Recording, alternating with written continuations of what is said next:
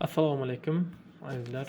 Bugun sizlar bilan yangi bir kino botimizda ishlash prinsipini, ishlash texnikasini sizlarga tushuntirib o'tamiz.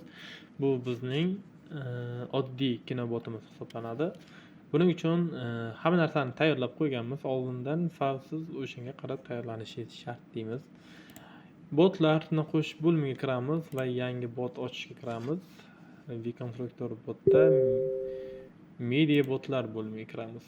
Bu yerga premium film bot bor. Buni oldingi videoda darsdek qilganmiz. Juda ham cho'zilib ketgan, chunki buni funksiyalarini tushuntirib juda ham cho'zilgan.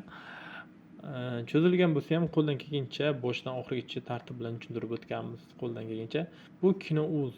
Buning premium versiya bo'lsa, bu oddiy versiya.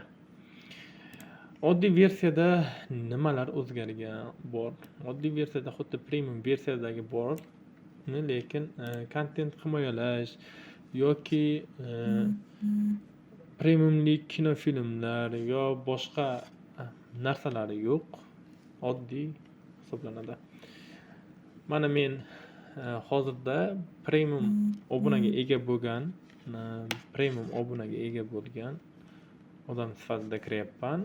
Vkonstruktor premium obunasiga ega bo'lganim uchun menga 50% nima berdi? 50% chegirma berdi. Bunda men botning tan narxida ishlayman. Uning uchun menga 45 kunlik bonus va 50%, 16 ming so'mlik botni 8 ming so'mga sotib olyapman. Bot yaratishni bosamiz. Balans orqali to'lov. Bu yerda mana oldingi premium botga ishlatgan botimiz bu. O'zingiz ham bot Fiverrdan bemalol bot ochib qaytadan ko'rishingiz mumkin. Endi jo'natamiz. Botga o'ting deyapti. Botga o'tdik. Bu yerda start bosamiz. Mana bizning oddiy botimiz. Bu botda nimalar bor va buning funksiyalarini sizga tushuntirib o'taman. Bu botda kino boshqaruv bo'limiga kirasiz, kino qo'yishga kirasiz. Bittalik film bo'limi bor. Kino kodini yozing deyapti. Misol uchun kinomiz 1.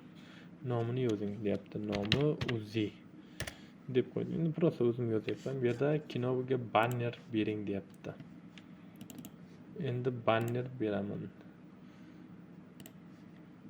Undan oldin kino qo'yishdan oldin biz avtopostni ulab olishimiz kerak. Bu degani kino botimizning kanali. Obunachilarimiz birinchi kanalga yig'iladi. Yig'ilgandan keyin o'sha kanalda bu botning yangiliklari, kinolari mana shu botga qo'shilib turadi. Mana avtopost bosamiz. Kino tashlanganda tushadigan kanal deyapti. Uni ID'sini yuboring deyapti. ID'ni qanday topamiz? ID'ni mana bu bot orqali topasiz. User info bot. Bunda kirasiz, start bosganingizda channel bo'lmini bosasiz. Mana bu yerda men kanal ochib qo'yganman, ommaviy kanal ochib qo'yganman, avtopost. Hop, buni o'zingizni botingizni nomiga moslab Vmedia Uz TV kanal deb qo'yishingiz mumkin yoki Vmedia TV bot, o'sha bir-biriga o'xshash nom demoqchiman prosta. Shu botni, shu kanalda ID'sini olamiz. Mana shunga jo'natsak, ID'ni beradi. Va biz bu yerga ID'ni jo'natamiz. ID'ni jo'natganimizdan keyin mana shu kanalga biz botimizni admin qilishimiz kerak. Men oldindan bu botni admin qilib qo'yganman. Agar admin bo'lmasa, bot ishlamaydi kanallar. Kino boshqaruviga kiramiz. Yana kino qo'shish, bittalik film. Mana bir raqamini jo'natamiz. Kino nomi o'zimizcha Uzi deb qo'ydik. Banner, kinomizni bannerini so'rayapti. Atak banner menga juda ham yoqardi. Mana shunaqa, mana shunga o'xshash botni o'zini men ko'p pulga yaratganman, to'g'risini aytsam. Başta 500-600 ming so'm pul ketib qolgan. Premium botga o'xshagan botni yasash uchun aslida bunday olganda 1 milliongacha yaqinda u botlar. Biz esa buni 25 ming so'm qilib qo'yibmiz, buni esa 16 ming so'm oddiysini qilib qo'yibmiz. Keling mayli. Endi kinoni videosini yuboring deyapti. Videosini men bunda mana shu akkauntimdan olaman. Videosini jo'nataman. Kino saqlandi. Qarang, avtopostga ham e'lon keldi. Birinchi bo'lib Mana yangi premyera deyapti. Film Uzi degan kino ekan. Kino turi kinoni kodi 1 ekan. Tomosha qilishni bo'lsangiz, mana ki chiqib keladi banneri. Kino haqida ma'lumotlar chiqib keladi. Uzini bo'lsangiz, o'sha mana kinoni o'zini beradi. Endi keling boshqa funksiyani ham ko'ramiz. Kino qo'shishni bosamiz, serial bo'limini bosamiz. Bu yerda bu yerda serialimiz birni bosamiz. Bu kodda bittalik kino bor deyapti. O'sha bu kodimiz band deyapti. Biz ikki yangi kino serial qo'shmoqchimiz. Serial nomi Uzila. Banner kiriting deyapti serialga. Mana shu bannerni yana bosaveraman. Mana shuni o'zini bosaveraman. Videoni jo'nating deyapti. Endi bu serial bo'limida bir narsaki 4-5 talab, 6-7 talab serialingiz yo'q, 10 talab serialingiz bo'lsa birdaniga joylashtirishingiz mumkin. Shart emas. Hammasini bitta tashish imkoni.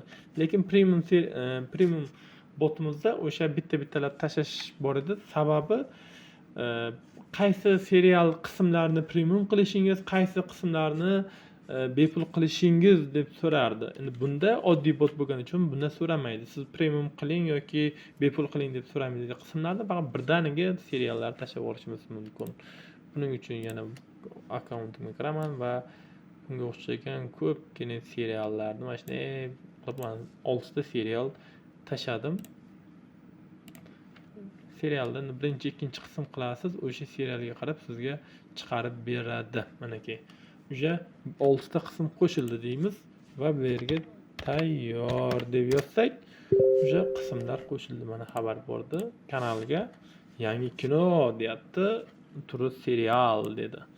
Tomosha qilamiz deb bossam, mana bizga seriallar bo'limi chiqib keldi. Hamma seriallarni ko'rish imkoni bor. Mana bu funksiyani ham ko'rib chiqdik. Xohlasangiz bu kinoni birini o'chiraman desangiz ham o'chirishingiz mumkin va bu kinoni topmadi ham deyish mumkin. Mana topilmadi. Endi nimani? Endi xabar yozishni bo'lsamiz, xohlasangiz rasm, video, matn orqali xabar jo'natishingiz mumkin. Bunday yozib qo'ysak, mana o'sha hammaga yuboriladi. Mana yuborishni bo'lsangiz, hammaga bordi va bitta odamga bordi deyapti. Statistikada foydalanuvchilar, kinolar va qo'shilgan kanallar. Bu yerda maxfiy va nima kanallarni qo'shishingiz mumkin. Ommaviy kanallarni qo'shishingiz mumkin. Maxfiy bot kanalda admin bo'lishi shart deyapti. Bot admin bo'lishi shart. Buning uchun mana biz ommaviy kanal qo'shib qolamiz. Ommaviy kanal qo'shganimizda ham uni ID'si kerak bo'ladi. ID'sini biz o'sha yana shu botdan topamiz. Userinfo botdan topamiz. Mana o'zi tayyorlab qo'yibman va kanalga botimni admin qilib qo'yganman. Shu narsani aytib o'tayin. Vastavit qilib jo'natamiz va bizga linkini jo'nating deyapti. Ommaviy linki mana bu. Linkini jo'natamiz. Mana qo'shildi, majburiy obuna qo'shildi. Boshqa bir akkauntdan kirib ko'rganda, misol uchun start bosganda a'zo bo'ling degan xabar keladi. Mana ki a'zolik bo'limi ishlayapti. Bemalol kanalingizni ko'rishingiz mumkin. Shu narsani aytib o'tayin. Yana nima funksiyalarni tushuntirsam ekan? Boshqa qolgan funksiyalar yo'q. Hamma funksiyalar bu oddiy bot. Bemalol ishlatishingiz mumkin. Sog' salomat bo'linglar.